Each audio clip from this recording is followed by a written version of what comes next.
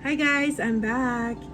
And I've decided na i-share ko sa inyo. Andito ko sa room ko. So I decided i-share ko sa inyo yung isa kong hobby na not a lot of people know, pero i-share ko nga sa inyo. So anyways guys, I'm a big stamp collector and I have thousands of stamps even dating back to the early 1900s. Talaga mga binigay sa akin ng mga pasyente ko who passed away ng mga stamp collectors din. So anyways guys, I just wanted to show you what I have. Pero hindi lahat ng collection mapapakita ko sa inyo kasi ang dami talaga. Pero eto guys, ano to, most yung stamps ko, stamps estates. So eto guys, yung mga antique na to, ito yung parang hindi na siya nabibenta, mga collectors na yan. So I have yung mga superheroes na ganyan, mga unused yan. And then these are old, you know, Scooby-Doo na stamps. And I even have ito guys, collector stamps ng Harry Potter. Ayan guys, so Harry Potter collector stamps yan. Ang dami pa yan. And guys, I'm not sure kung naalala nyo yung TV show na I Love Lucy. So I have a whole I Love Lucy na stamp collection. At saka alam mo, niregalo sa akin to ng pasyente ko na super stamp collectors din siya. Almost pareho kami. Pero siya, he started from 1960s pa talaga. Nagko-collect na siya ng stamps. Nagsaslide. So, ayan guys. So, collectors to. And, ibang country to. This is not the States. Sa Guinea to. Sa Guinea. Republic of Guinea. And, basta it's an African country. Ayan guys. So, yung collection niya. Binigay niya sa guys. Ito yung collection ko ng stamps since bata pa ako. Ang dami, no? Grabe, show ko sa inyo. Most of these 90s pa siya. And then I have a Filipino stamp right there. Filipino stamp and ayan Filipino stamp din siya. Ayan, Philippine stamps. And guys, ito yung mga antique. Mga early 1900s pa to ng mga stamp. May mga value to kasi they're like old, mga early. Basta luma-luma na to guys. Imagine mo, car registration dito sa States. Anong year to? Anong year to lumabas? I forgot what year. Pero $5 lang Can you imagine? So ito, I think Asia yan na nag-order si Austin ng I think video back in the days. Ito, may Filipino. Ayan there's Philippines. Ito naman guys, Europe. European stamps naman to from the early 1900s. I even have a stamp, yung coronation nga ni Queen Elizabeth. Ay, ayan. Imagine niyo guys, I have a stamp ng coronation ni Queen Elizabeth. Pati yung wedding ng lola niya, at saka ng daddy at mommy niya. So these stamps are like really old. Ito. This is the wedding ng mom and dad ni Queen Elizabeth. So can you imagine, I think that's her dad. So, marami ako niyan guys. Hindi ko na nga lang mapapakita because nakatago siya. Pero ayan, see, these are old stamps. Etong $5 bill na to guys, I think this was 1928. So, luma-luma yan. Ito guys, ang tinatawag na silver dollar.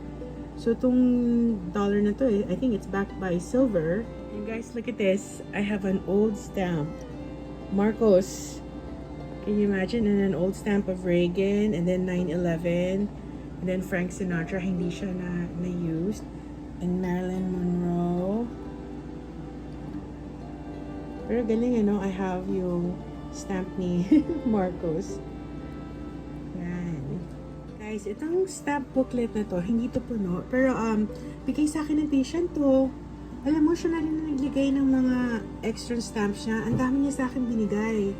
So, ito yung mga old stamps from the 1920s, 30s, and 50s. And he even gave me a stamp ni Walt Disney. And this one is most likely 1950s to. Tapos, ayan pa yung iba, right there. Yung nagbigay ng small booklet na yon, siya rin nagbigay sa akin ito. Binigyan niya ako ng malaking booklet and these are expensive. They're like $40 tong mga booklet na to. And binigyan niya guys lahat ng stamps, Mga I Love Lucy, Imagine, 1975 ng mga stamps. So, alam niyo, marami talaga tong value. Tapos, binigay niyo sa akin. Kasi alam niyo talagang, I like yung I Love Lucy. Hinino niya, guys, oh. Ang bait talaga ng patient na yun. Kaya, if I have stamps na wala siya, pinapadala ko sa kanya. Kasi alam ko yung address niya. So, anyways, guys, ano masasabi ninyo na nakita ninyo yung collection ko? Na mahilig pala ako sa stamps. Yan, I just love stamps. Parang nakakatuwa, you know, like, yung art behind yung sa stamps, everything. I wish nagkaroon ako ng pen pals sa Philippines para sana nakakuha ako ng maraming stamps sa Philippines. Pero anyways, guys, I just wanted to share with you my hobby. Alam niyo, sa totoo lang, nag-i-enjoy ako na nag-share ako sa inyo ng mga videos. It's not really for the views, kasi hindi naman talaga ako vlogger. Pero natutuwa lang ako when you guys say hi, ganun. Tapos nag-i-engage kayo. Kasi now, when I go back to the Philippines, may nag-i-invite sa amin ni Austin na puntahan sila para mamasyal or to go out para to eat. Kaya yun din yung maganda sa pag-vlog. It's not really for me to monetize, kasi hindi naman ako nagmo-monetize kasi nga I don't make a lot of videos. Pero it's the fact na you're getting to know a lot of people. Yun lang talagang maganda. Kasi ang bread and butter ko naman talaga is dentistry. It's not vlogging. Kasi sa totoo lang, dito sa States kasi life is very simple. Wala na ba? Guys, continuation. Nawawala yung train of thought ko. So anyways, nakalimutan ko na what I was saying. But I wanted to show you yung stamps, oh. Imagine, the stamp is, pa siya, from 1979. This one, 1975. Grabe, luma, no? Actually, pamana sa akin to. Pamana sa akin to, kaya, nandito. Hindi ko pa nga siya nata-transfer. Pero, ano ba yung pinag-uusapan natin? Yun lang, just like saying na, wala, natutuwa lang ako with vlogging kasi I'm meeting so many nice and interesting people. Oh, guys. Ayan. Yan yung nag-scratch sa akin. Baby girl. Ikaw you're so salbahe. Puti, hindi kita pina-adapt sa iba or nilabas. Kahit na salbahe ka. Kasi kawawa ka naman. You're so spoiled. Tapos lalabas ka. She's on my bed, guys. Pa-smell ng mga stamps ko. So anyways, so yeah, I just wanted to say na natutuwa ako kasi marami akong nami-meet na nice people, yung mga ini-invite kami ni Austin, na pag umuwi kami sa Philippines, they wanna see us. So yun talaga for me. So, and I just feel bad dun sa tawag dito, like yung sa mga ibang tao na talagang, continuation. What I was saying was, I just know yung pressure ng mga tao na kailangan talaga makaproduce sila ng interesting na content. Lalo na kung bread and butter mo talaga ang vlogging. Mahirap talaga. Kaya minsan nakakaawa din. Yung they're trying their best na magkaroon ng magandang content. And then, wala namang nanonood, Especially, pag, magko-content ka, tapos gagastos ka na para makaproduce ka ng magandang content for people, tapos they don't watch naman. Kaya, it's really hard. Kaya nga, I told myself, vlogging is really not for me. Kung sabihin mo na gawin ko siyang bread and butter. Kasi talagang, it's hard. Especially dito sa States, guys. Wala naman masyadong happenings dito. Kasi yung buhay dito, it's more like, you work, grocery ka, just do your chores sa bahay, and repeat. And kasi dito, hindi guys, sa Philippines, maraming mga gatherings, right? Dito kasi walang mga housekeepers. So, busy talaga yung mga tao. Ayan na lang pala itong stamp na itong album na to. Guys, I found another one. So, like I was saying, mahirap talaga gumawa ng content. And I'm just so grateful na for me, yung content ko is more like for fun. Kasi gusto kayo ma-engage at natutuwa ako sa inyo. And alam ko na kung sino yung mga regulars ko. Do you guys remember this guy? Si Charleston Heston, di ba siya yung sa Chariots of Fire? At saka siya yung original na artista sa movie na I Am Legend, which is, I think, ang original title is Omega Man. That was either 70s or 80s pinalabas. Siya yun.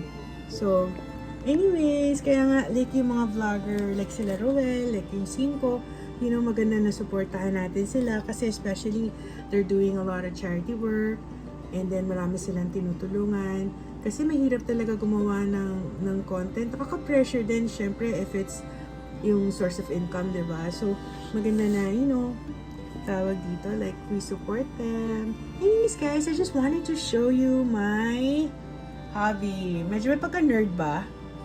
May pagka-nerd ba na ito yung hobby ko? Ay nako, meron pa ako isang hobby, jewelry making. Pag nakita niyo yung mga yung mga abubot ko doon, matutuwa kayo. Pero anyways, so ito isang hobby ko na sinishare ko sa inyo. Now you know a little bit something about me, na mahilig ako mangolekta niyan. Ay, nga pala guys, I forgot, there's another one. Mahilig ako mangolekta ng currencies also. Do you know I have a lot of mga old Filipino coins, pati yung pisong malaki and everything. Kaya nga sabi ko, when I go back to the Philippines next time, maghahanap ako yung mga 2 pesos and 5 pesos na paper at saka yung 10 pesos. Ay guys, I want to show you something. Tada! Kita niyo, luma na yan, no? I don't know what year. Pero kita niyo, luma-luma na yan. I don't even know what to do with this, with these. So anyways, ayan, wala na. Anyways guys, thank you very much for watching, and until next time, bye!